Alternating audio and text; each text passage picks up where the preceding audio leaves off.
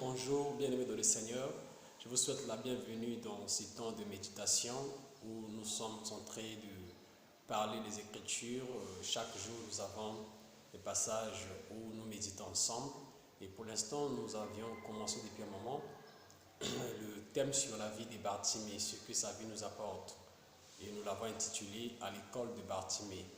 Et nous avions déjà vu plusieurs qualités que Bartimée nous enseigne. Nous avions dit qu'il est assis, il était d'abord son identité, il était fils de Timée, et son identité, pour nous, nous sommes enfants de Dieu, et les situations que nous vivons ne peuvent pas nous enlever notre identité, on demeure enfant de Dieu.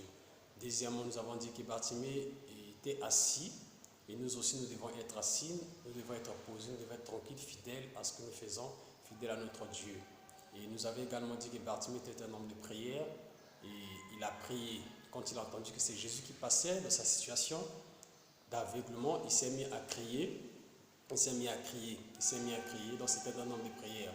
Nous avions également dit que Bartimée n'avait pas tout perdu. Tu n'as pas tout perdu, tu as un reste.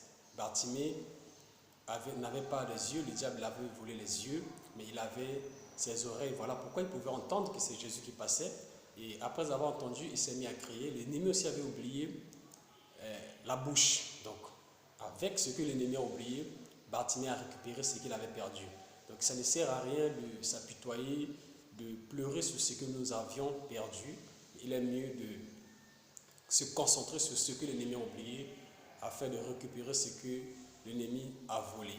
Et aujourd'hui, nous voulons aborder un autre point sur la vie de Bartimée toujours. Nous l'avons intitulé comme ceci: ne te décourage pas, il faut oser. Ne te décourage pas, il faut oser. Pourquoi nous l'avons dit ainsi? Parce que Bartimée, vous voyez, il est en train de créer. L'histoire se passe dans le livre de Marc 10, 46 à 53. Vous pouvez lire cette histoire. La Bible déclare que Bartimée était aveugle et était mendiant. Mais quand il a appris que c'est Jésus qui passait, il s'est mis à crier. C'est l'image de la prière. Il a crié.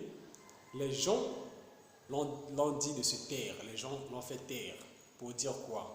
Qu'il y aura toujours des gens qui vont te décourager sur le chemin de ta destinée. Sur la marche vers ta destinée, il y aura toujours des gens qui viendront pour chercher à te décourager. Voilà pourquoi ce matin, je viens te dire, ne te décourage pas, mais il faut oser.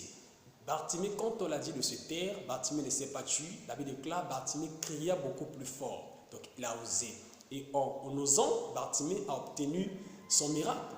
Bien-aimé, toi, tel que tu es là, il y aura toujours des gens qui vont s'opposer à toi, mais ne lâche pas prise, n'abandonne pas. Il y a aussi des gens dans la Bible qui ont expérimenté la même situation, qui ont expérimenté la même expérience.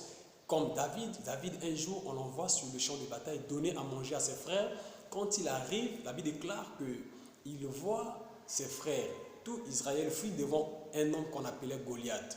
Alors David dit quoi? Quel est cet homme qui vient faire fuir mon peuple? Il vient prendre les informations pour s'attaquer à Goliath. La Bible déclare que c'est Eliab, son frère aîné, qui vient vers David pour lui dire: toi, je te connais, ton malice et ton orgueil. Tu es venu seulement pour voir ce qui se passe ici. Pourquoi? Pour chercher à décourager David. La Bible déclare que David s'est détourné de lui. Alléluia. David s'est détourné de Eliab.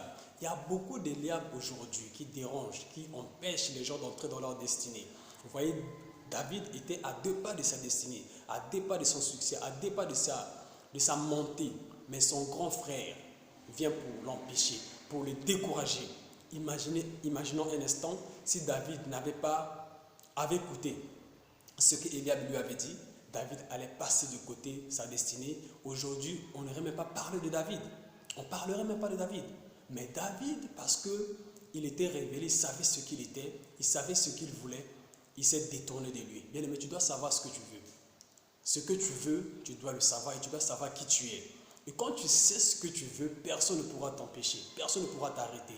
Tu es un invincible parce que tu sais où tu vas, tu sais ce que Dieu t'a dit, tu sais ce que tu cherches.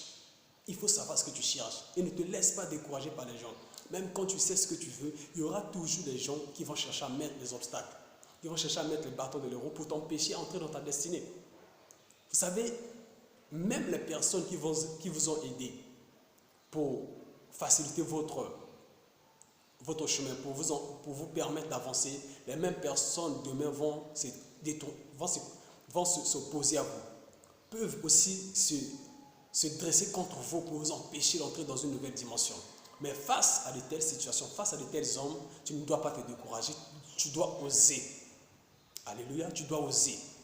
Et il y a aussi une autre femme, on appelle la femme cananéenne, qui vient vers Jésus pour chercher la solution, pour chercher la guérison de sa fille. La Bible déclare, elle a crié vers Jésus pour dire, viens au secours de ma fille qui est tourmentée. La Bible déclare que les apôtres ont dit à cette femme de se taire. On dit à Jésus plutôt de chasser cette femme parce qu'elle criait tellement près d'eux. Vous voyez, il y a toujours des gens pour vous décourager, mais j'aime l'attitude de cette femme. Elle n'a même pas géré. Bien que Jésus l'a mal parlé, mais la femme s'est accrochée, elle a osé, elle a persévéré, elle a continué jusqu'à ce que sa fille a été guérie. Ne te décourage pas, il faut oser. Ne laisse à personne t'écraser.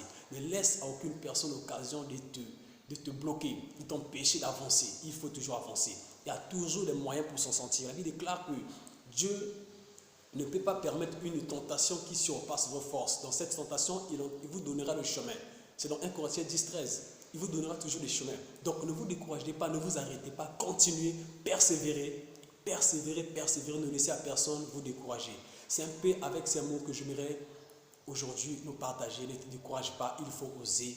Il faut oser. Ne lâche pas, n'abandonne pas. Il y aura toujours des gens pour vous décourager. Que Dieu vous bénisse. Et si toi, tu n'as pas encore reçu Jésus, je te dis d'accepter Jésus, c'est le moment.